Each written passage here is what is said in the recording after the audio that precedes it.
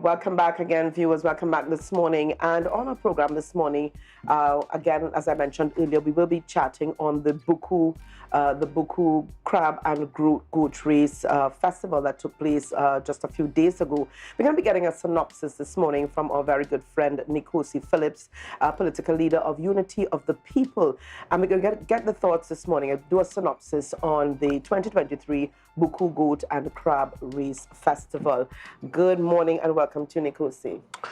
Good morning to Tobago Updates and good morning to you, Ms. Ria Richardson. How are you this morning? Doing very well. And first of all, I need to ask you, where is your phone? That phone is under lock and key. Good. Yes, lock and key. I think we need to keep that phone where it is for this interview as we move on into 2023. Yes.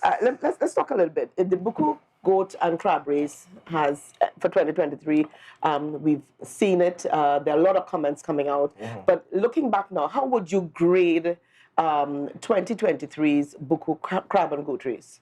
What grade? I would give it, in terms of the show, to captivate the people and what the essence of the show it was, mm-hmm. I'm being very fair, I would give it a 95.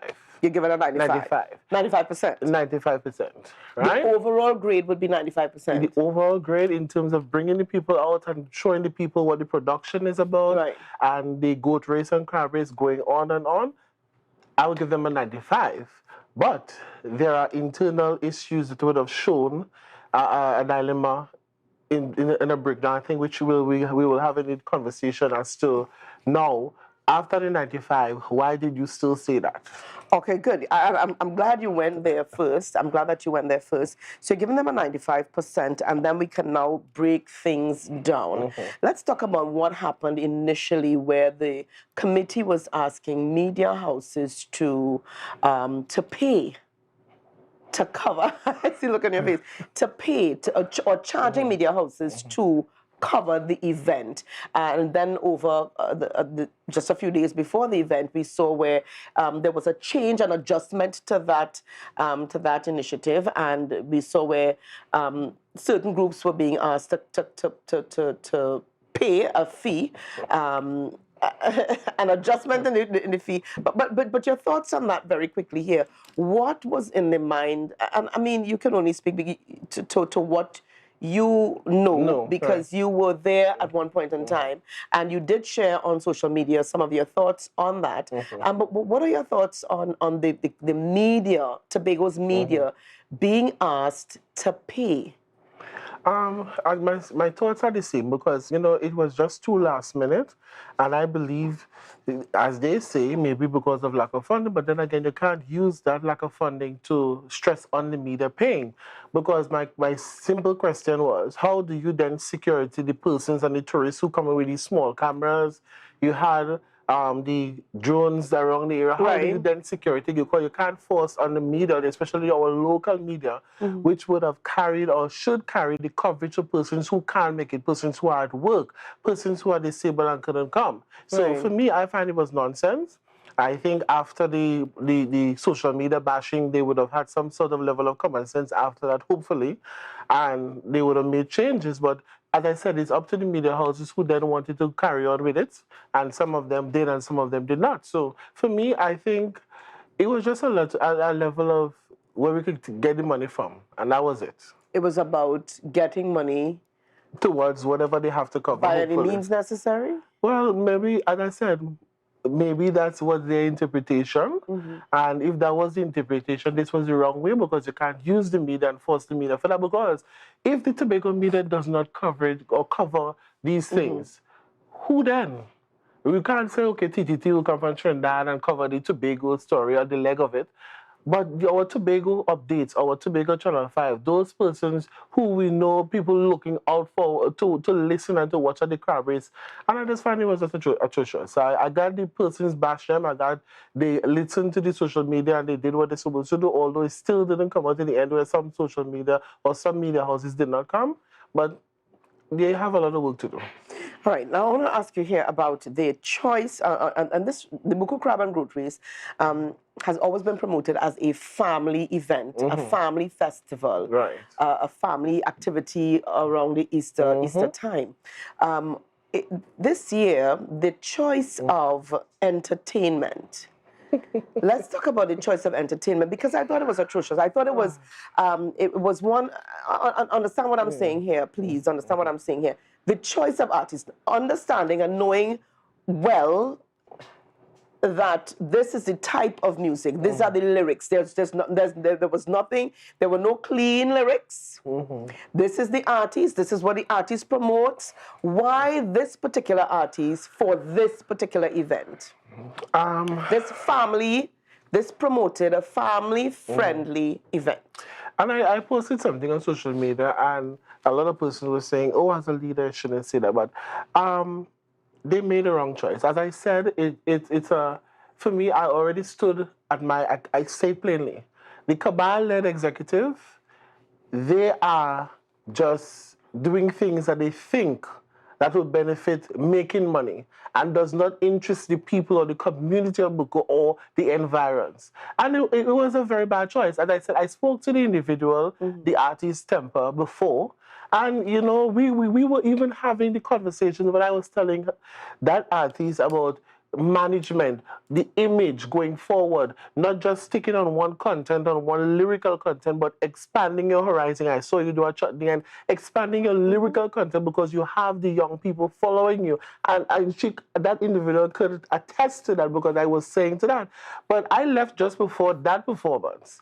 And when I woke up yesterday or last night, because I slept right through, I saw social media going crazy. So everybody like, why you're not singing it? And when I saw it and I heard the children singing, Lord have mercy, it was horrible. And Really horrible. And Nickosy, I wish that we could, I even asked my director a little while ago if we could have played part of it, blocking out some of the expletives, but they said no, it might be a little too difficult. Exactly, at this and they have children in it, and then the children, and for those viewers who would have missed it, what we're talking about this morning here is the artist Temper, who performed at the Buccoo Crab and Goat Race on Tuesday.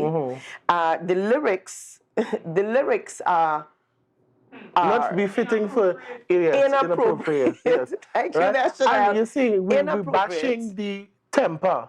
But it's not just Temper, it's the executive, it's the council who brought that individual knowing questions asked before. And yes, again exactly. Here, when you listen to Temper's music, it is for a party, it is a great for the weekend, it is not for the environment. Like family-friendly type event. And persons are saying, oh, children should be outside. And we heard those comments coming that children should not have been there at that time.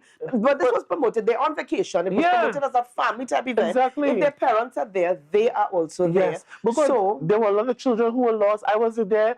The officers come in, the security came in, this child is lost. Where were the parents? A lot of them were lost during that time. Enjoying Temper's music. I said, the village council, maybe they wanted to gravitate on making the money after. As I said, it was just about making the money and not a consensus of what do we bring for the family? How do we keep the continuance of people coming in? And that was there.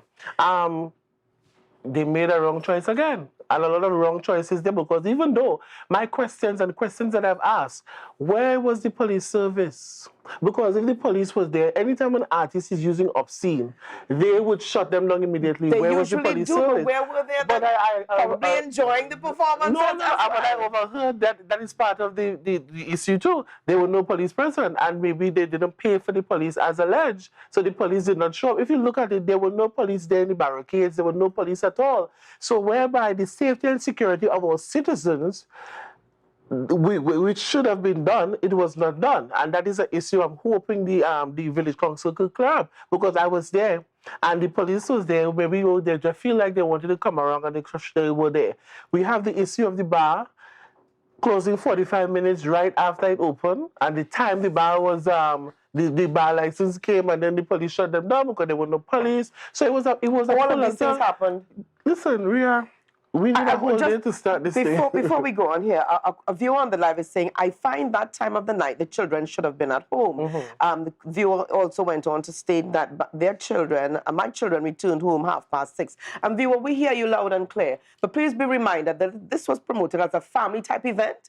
The children are also on vacation, and majority of them would have come from within the area. Exactly. So this is just the Tobago way of life when it comes to the Buccoo Crab and Goat Race Festival, wherever the children are coming from. And remember, parents are also there, so of course they would have their children. Stating here that the children should not have been there, I don't think is the issue. Let us put the responsibility on the shoulders of those who should carry it. Exactly. And that would be the promoters of this event, the village council who would have been putting the event together. Let us not stray from the issue here and put the blame elsewhere. Let us put it where it belongs. So I want to thank you for that comment as well.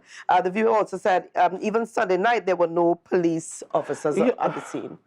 Listen, we have an issue with the officers, and it was something that happens even when I was a youth officer at the village council. The price that the police officers call for these events, especially this being a cultural Tobago event, the price is too much. It's way too much. And then sometimes you see, I don't want to bash the officers, I'm not bashing the TTPS. Why do you say too much? What is the price? What was the price? As alleged, I think it was $53,000 was the cost for this event. And they said that they had a bill from last year, but that's what I heard so far. Okay. And as I said, I'm waiting for the village council to clear that up. They'll be the ones to clear that up. Okay. My problem and the issue was the safety and security. Right. I know on Sunday night, the officers came and shut down the music at, I think, 4 o'clock. Because they were supposed to have a juve this Sunday school, and they cut them off because they did not have the necessary documents, which was good. Because at the end of the day, you just can't promote something out of the blue just like that, because you also have to look at safety and security. Notwithstanding that Sunday school, we always have fights every week or any other week. So the safety and security, the officers did came and they did their part at that time. The prices is too much. There has to be some evaluation. For example, I have a bar, I'm seeking a bar license, and I have to pay the police officers, and you get to go to the police officer or the justice of the peace first, and then they put their strength and they put their numbers. It is too much. It is too much, right? Because if I'm holding my event and I don't want police officers, I could have security and hire my security, which may turn out to be cheaper. But maybe because you're seeing the visibility of the police officer, it gives some sort of a restraint from persons behaving the way that they want to. But at the end of the day, I think it's a compromise where the officers and promoters should say, okay, good. We need security for the bar, security for the gates, security to take home more money. That's about it. We don't need all this full strength on the compound. And that, I think there should be a conversation to that level going forward.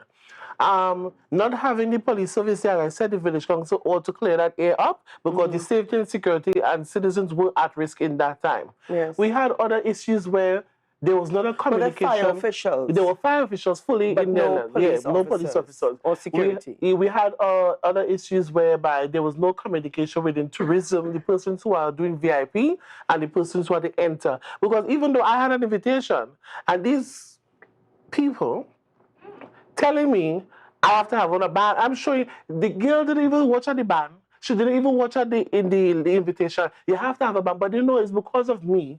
They tried to give me that attitude, but I just walked past. What did your invitation state? It came from the tourism. It came from tourism. Tourism sent out VIP with bands in it. And she didn't even just wait. She just, accosted me, just like, they don't like me. But I didn't want to show the colors that I wanted to show, so I just passed that individual straight and went to the person who was dealing with the tourism VIP, and she told me, okay, come in and go the wrong next side. And there was not a communication, because there are persons coming there with the invitation and they're sending them back. Then they had the part where you have people sitting along in VIP. I think the village council had VIP passes, and some, you see a lot of people who not supposed to be VIP, family members, all these people have VIP things, and then they was going to tourism to get food. They wasn't getting the food. Some of the sponsors were not tending to, because there were nobody from the village council tending to the VIPs. And I said to them, because the night before I was helping them, and I did endorse the event, because when I saw the setup and everything, I said, okay, good. I did see that on social media. You did a walkthrough. It was a bit dark. Yeah. You did a walkthrough. There was no one on the I compound, hope and you you didn't see the did. part where I almost fall long too. I'll put it up this time, but it's okay. No, Right? I'm sorry, but Yeah. no. But you did do a walkthrough, and you did indicate that you were endorsing the event. Yeah. You said everything was set up. We saw the stands, we saw the grounds, Yeah. and you did endorse the event. Yeah, I did endorse the event because, as I said, for me being in it, to now looking at where it is going, and we need a correction. It is not 1925, it is 1924 the goat race started. So this year would have been 99 years or 98 years.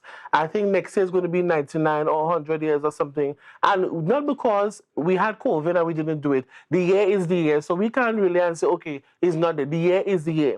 So it started in 1924 and not 1925. And they should be ashamed to say it started in 1925. We have a book home. Mommy's looking for the book because Mommy and all was a part of the goat racing. We had Mr. Sonny Murray and all these with the folk theater and stuff. So they know, they are the actually makers of these things. The Rolex and stuff where they had the police woman, the community police and stuff. We used to be in the walker in the street parade and stuff. So Mommy told me this morning, she said, make sure and tell Ray I say it's 1924 and not 1925. Thank you, so Mommy. we get in the years round. These are information that these executives supposed to have. Yeah.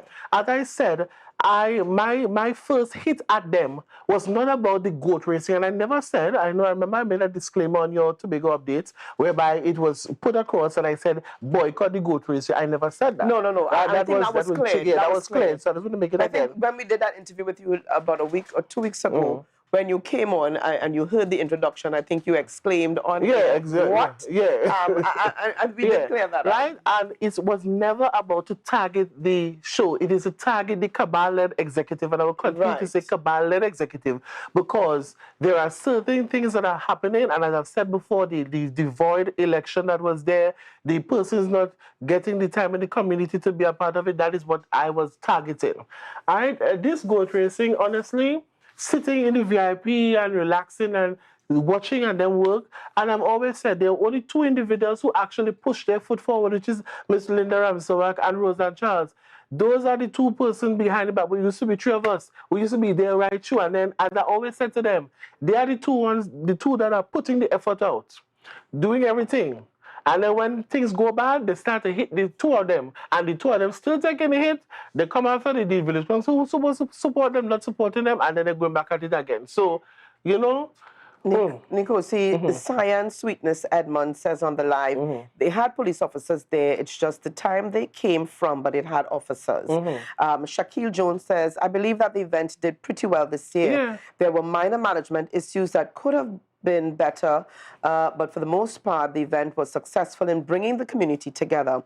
Effort should be placed on festival management to reap the benefits, profitable or otherwise. Thank you so much there, Shaquille Jones. Maybe they need to have you on board with them, Shaquille Jones. And as I said, it's we're doing this too long to have these errors, right? And as I said, it's short notice, and not even short notice or not. As soon as the event's finished, you must have a synopsis. After the synopsis, you plan right ahead. And my thing is there now going to be a competition with the Taste of Buccoo going to happen right after? And what are we going to do now? Is it going to have a next real leg of the Taste of Buccoo? Because we know we had the Taste of Buccoo because there was nothing done by the village council during that time, and we now coming out of COVID. So both events are going to be happening. Well, that's what I wanted to find out as well in terms of the cost and stuff. But as I said, the event was successful. My other issue was the health part of it, where a person's food was dumped. And the health part of it, yes, where a person's food was dumped at the event. Well, not in the event, but outside of the event. Food was dumped? Yeah, because persons or vendors would have come to sell, and the health could have closed them down, shut them down, and dumped their food and stuff. So when I was coming out of the VIP, a lot of persons like us me and like, what going on? And you're not here to say, I was like, what happened? I don't know, because I didn't see them selling, and they were like, hell, come on, dump people food and tell them to dump this. And this happened at the event? This happened right outside the event. Right. But in relation to the event, yes, this was on the same day of the event. Day of the event, because it's a Tuesday, I have vendors outside. And what I also looked at, because someone like, oh, they don't have heaters, they don't have this. I took a walk through the vending part of the goat race in Easter. Spectacular. But there were some issues there too. Some persons didn't have heaters, some persons didn't have certain things, some had on socks with shoes. And, I watched because I said, I hope whatever happened on the outside doesn't reflect on the inside. Right. And it's not showing a biasness with some people getting turned on and some people didn't. So, that's another issue we have to look at, because the person selling, these persons didn't just went in the supermarket and pick up the grocery items. There must be something done in regards to persons who are vending and these health officers just dumping their food just like that. There must be some sort of compensation or something. Compensation if they are flouting the law and the requirements. And the thing is, we're not certain at this point. But I will say that Dr. Faith Beatrice was on our program about a week or so ago, speaking to these issues as we were heading into Easter, knowing that these events were upcoming. Right. She did make mention of the fact that persons needed to have certain measures in place. Or else she said that no two ways. She was standing with her officers, her health officers. She said, we will shut you down. Well, yeah, I missed that part because I was not in the country. I missed that part.